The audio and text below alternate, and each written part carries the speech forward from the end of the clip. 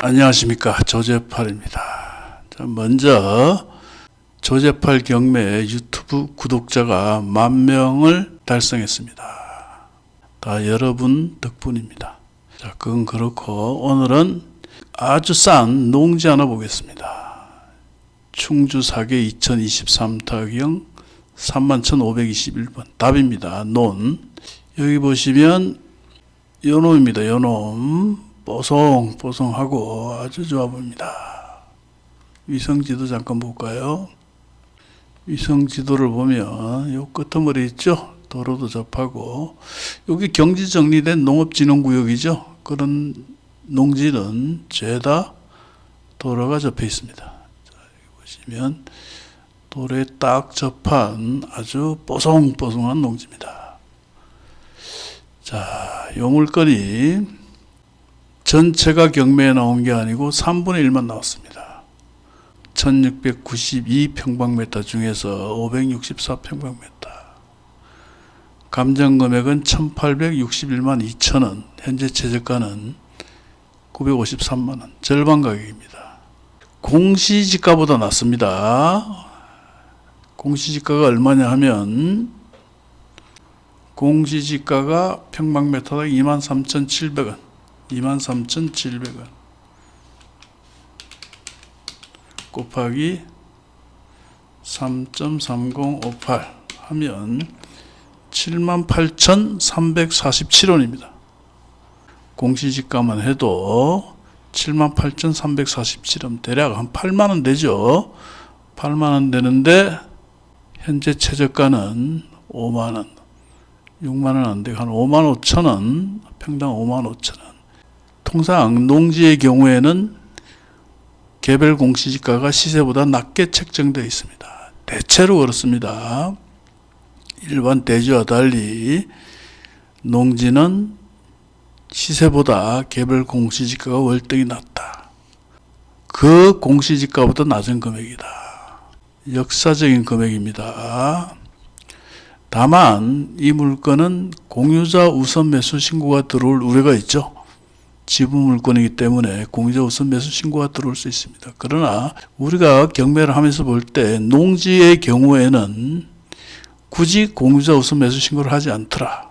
어차피 3명 명의로 되어 있는데 한 명의 소유자가 바뀌었다고 해도 크게 관여치 않더라. 집 같은 거는 좀 다르겠죠. 집은 3분의 1이 낙찰되면 공유자 우선 매수 신고가 들어올 우려가 굉장히 많지만 땅은 그렇지 않더라. 자, 그리고 여기서 제일 중요한 것은 농지 취득 자격 증명이 필요하다. 이렇게 되어 있죠. 전체를 낙찰받으면 문제가 없습니다. 그러나 564평방미터 이런 경우에는 주말 체험 영농으로는 취득할 수가 없습니다. 농업인만이 취득할 수 있다.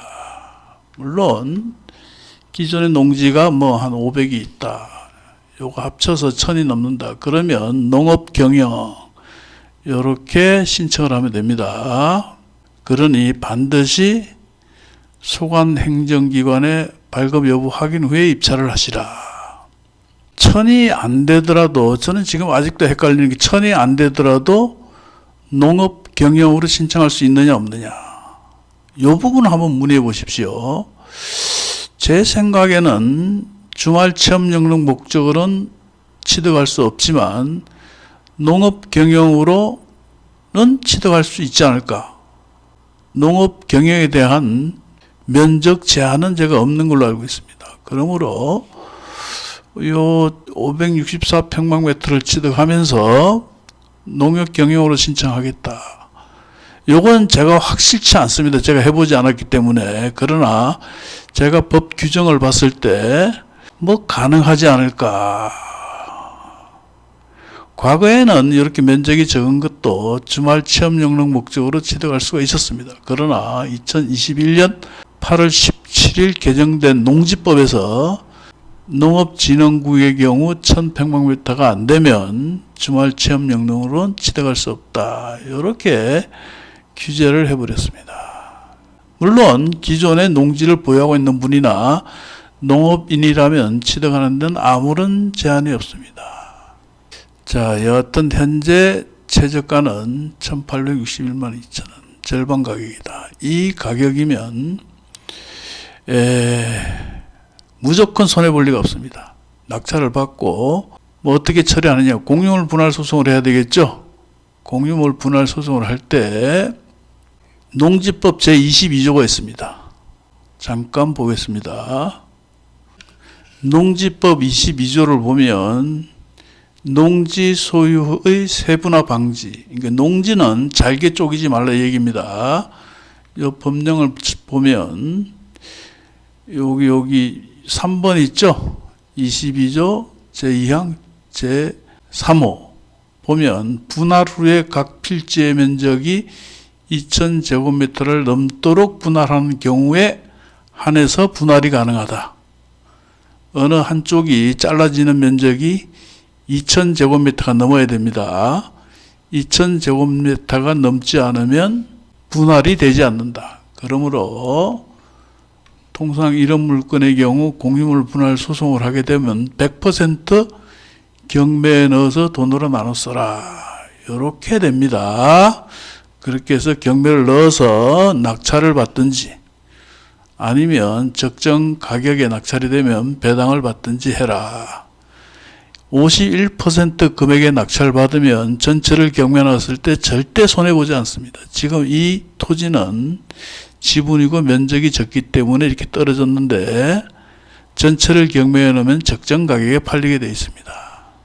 그러므로 현재 이 금액은 역사적인 금액이다.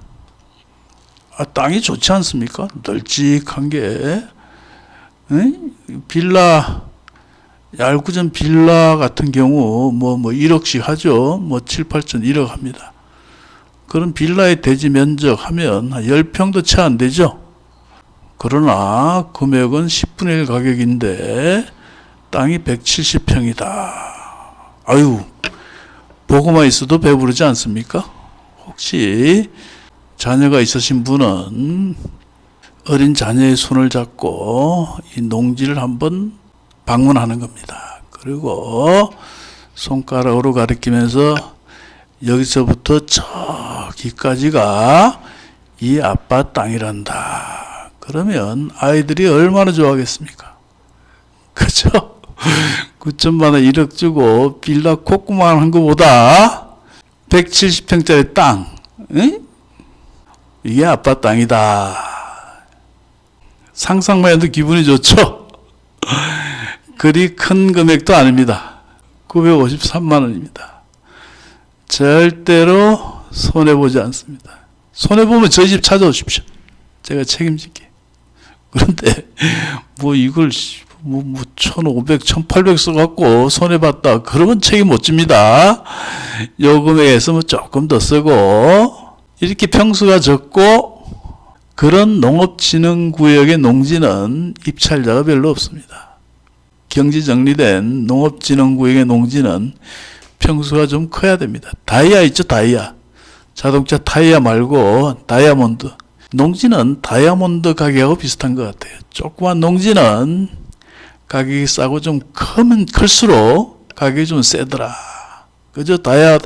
다이아도 조그만 너무 싸죠.